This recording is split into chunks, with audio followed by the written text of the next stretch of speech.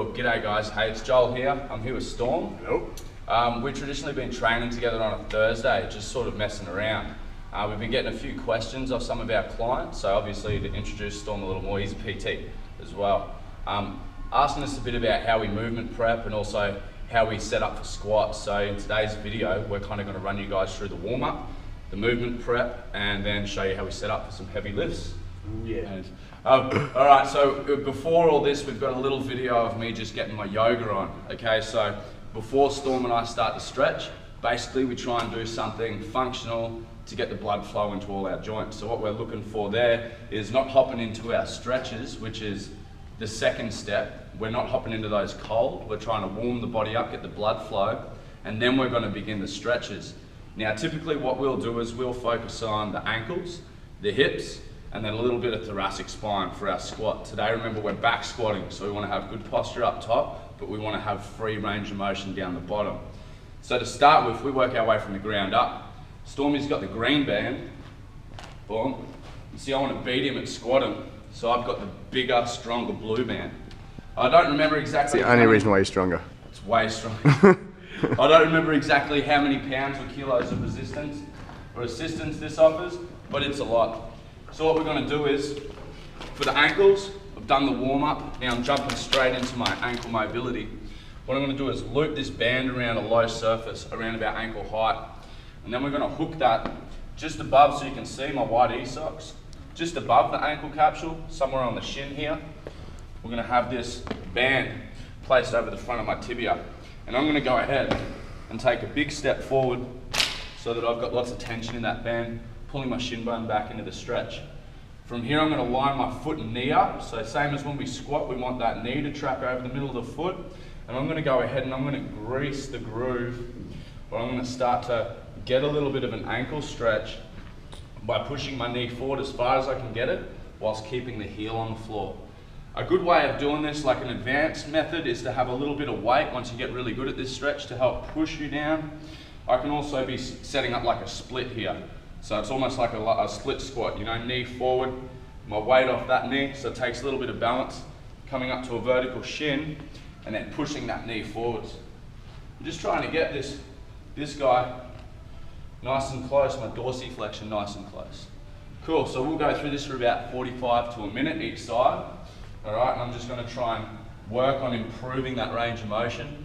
Once we've done both sides here, we're going to go ahead and do the hips. Stormy's going to show us that, and then we'll show you a little movement pattern to link the two together.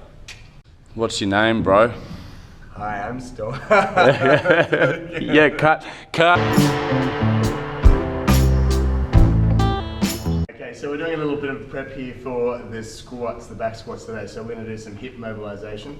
I've personally had some real problems with my hips all through when I was in my bodybuilding career. I'd just be working around this constant hip pain. Squats would kill me. I'd spend a lot of time on machines, which is a big no-no when it comes to functional training. Really depending on leg presses, extensions, and I've got a lot of deficiencies in my legs and through my glutes and all through my hips.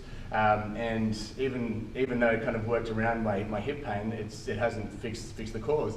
I found now through mobilization I can really fix my hips. I've been to like several physios, spent heaps and heaps of cash on it, and no one's been able to really help me until I met Joel and he showed me some mobility work. And now I've been able to free my hips up. I've got a lot more freedom and I'm pain free. And I'm talking, it's been like 12, 13 years since I've been able to squat without pain. So it's an awesome thing for me. There's been about 2 stretches that I reckon saved my hips. The second one, probably the most important. I'm going to show you the first one initially here. This is a hamstring stretch. So we're going to get this right up on your hips. Be careful of the boys. Watch out for the manhood. Watch out for the man stuff. So you want to get that as high up on your hip as you can. So right up nice and high on the hip. From there I'm going to walk this sucker forward, trying to keep the balance. I've got a nice heavy resistance band, and that's really pulling me back, pulling my femur back. So from here, really important to keep a nice arch through here, through the lumbar spine. We're going to just perform as if you're doing like a straight-legged deadlift. We're reaching down, stretching, pushing your butt back, and really keeping the arch in your back. If you're trying to do this, guys, and you're just reaching for your toes, and we're doing this, that's doing nothing for you whatsoever, okay? So we really need to keep that arch in your back. If you're really tight in your hamstrings and you struggle to keep that position in your deadlifts, then this is the stretch for you. So from here, it's that position, and as far as you can with keeping that arch in your back. From there, I can really feel that bend pulling me back, and I'm getting a massive stretch in my hamstrings here.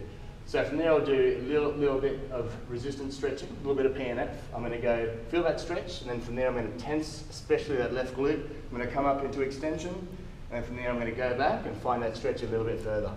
So I might hang there for about 10-15 seconds and do about 3 to 5 reps of that.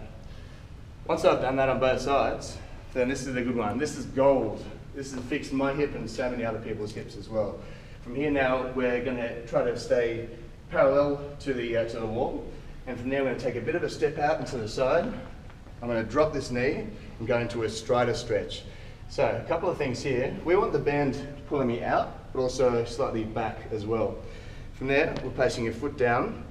And also really important is you want to have your tibia or your shin bone here on a slight forward angle. Okay? We're not like this, we're like this. From there, I'm getting my elbow and I'm going to aim to get it right in towards my ankle in this position here. When I started this stretch, I was about here. So now I'm getting down here, I'm nice and loose, pain-free, baby. So we're down here, and as I'm actively pushing down with my elbow, I'm letting that knee pull out, I'm relaxing my knee, I can feel a massive stretch through that hip. And that'll really mobilize that hip, getting you ready for your squats. Oh, yeah.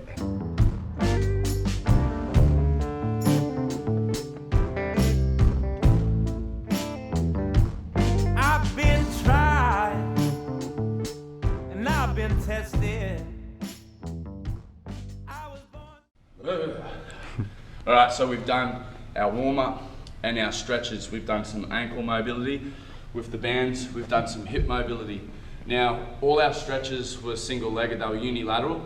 So what we usually try and do, we've done like left ankle, left hip, right hip. Now we're gonna join the two together with a bit of a movement pattern. So what I'd say is try and mimic the movement pattern for the workout we're doing. Today's work, most of it's gonna be heavy back squats. So what we're gonna do is some squat to stands. And basically with this, we're both wearing ollie shoes. So a bit of a cheat. Stormy, show them your ollie shoes. So we've got a heel chock. Already makes it easier to sit nice and pretty in the bottom of your squat. So what we're going to do is about 5 of these real slow, real tense squat to stands, whereby I'm going to set up for my squat stance. I'm going to drop to the bottom of my squat, and I'm going to grip onto my toes to get some good tension. Good thoracic extension, nice and upright. Hanging out here for, don't fall over, bro. Cameraman of the year. So hang out here for 5 to 10 seconds, and then what we're going to do is we're going to invert it. All right, into a hamstring stretch. We're gonna hang out here. Do you want me to get the best angle in the house? That's the angle. There we right go. There you that's go, kids. Working. That's what we're working for right there. Once that booty's up, drop it like it's hot. Bring it back down. Drop it like a squat. And we're gonna go for about 5 reps. You know, keep tension the whole time. And what we're trying to do is we teach the legs.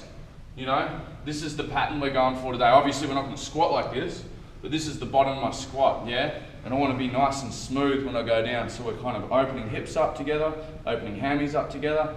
And once we've done a good 5 or so of these, then